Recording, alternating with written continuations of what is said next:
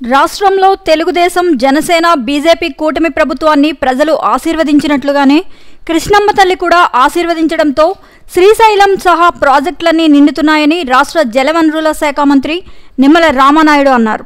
ఆయన పశ్చిమ గోదావరి జిల్లా యలమంచిలి మండలం బాడవ గ్రామాన్ని వరద నీరు దిగ్బంధం చేయడంతో 6 కిలోమీటర్లు ట్రాక్టర్పై చేరుకొని వరద నీటిలోనే తిరిగారు. వరద బాధితులను పరామర్శించి కష్టాలను అడిగి తెలుసుకున్నారు. ప్రభుత్వం అండగా ఉంటుందని భరోసా ఇచ్చారు. నీట మునిగిన వరి పొలాలను పరిశీలించారు. వరద బాధితులకు ప్రభుత్వ సాయంగా 25 కేజీల బియ్యం, నిత్యావసర సరుకులు, కాయగూరలు, నగదు 3,000ను మంత్రి రామానాయుడు అందజేశారు. ఎన్డీఏ ప్రభుత్వం వచ్చిన తర్వాత అంటే ఏదైతే ఈ యొక్క తెలుగుదేశం జనసేన బీజేపీ ప్రభుత్వాన్ని ప్రజలు ఏ రకంగా అయితే ఆశీర్వదించారో ఆ రకంగా కృష్ణమ్మ తల్లి కూడా ఈ యొక్క ఎన్డీఏ ప్రభుత్వాన్ని ఆశీర్వదించినట్టుగా ఉన్నటువంటి పరిస్థితి. అందుకే గత సంవత్సరం నుంచి అంత ముందు సంవత్సరం కూడా నిండనటువంటి శ్రీశైలం డ్యాము మరి ఈరోజు దాని కెపాసిటీ 215 టీఎంసీలు అయితే ఈరోజు ఆల్రెడీ 203 టీఎంసీల వరకు కూడా నీటి నిండినటువంటి పరిస్థితుల్లో ఏదైతే దానికి 5 స్పిల్వే గేట్లు కూడా ఈరోజు ఓపెన్ చేసి 5 స్పిల్వే గేట్లు ఓపెన్ ద్వారా కూడా కిందకి 1,35,000 క్యూసెక్కుల నీరు నాగార్జున సాగర్ ప్రాజెక్టుకి నిన్ననే విడుదల చేయడం జరిగింది.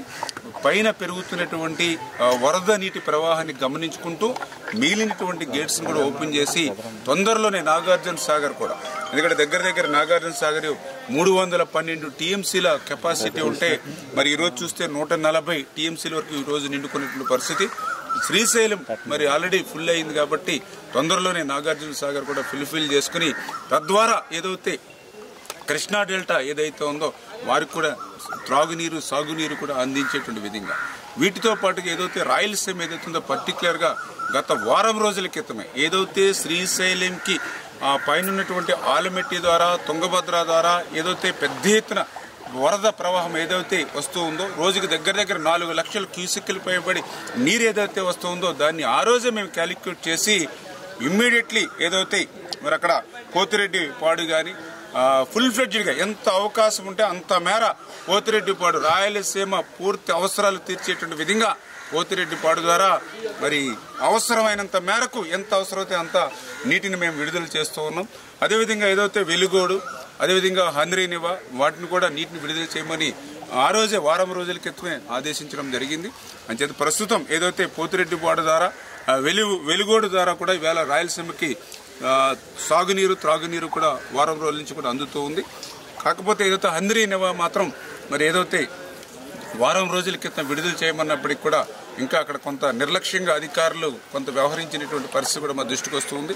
ఖచ్చితంగా ఎవరైతే నిర్లక్ష్యంగా నిర్లిప్తంగా వ్యవహరించారో అధికారులు హంద్రీనివా విడుదల జాప్యం ఏదైతే చేస్తున్నారో వాళ్ళ మీద కూడా కఠినంగా మేము కూడా చర్యలు తీసుకుంటాం.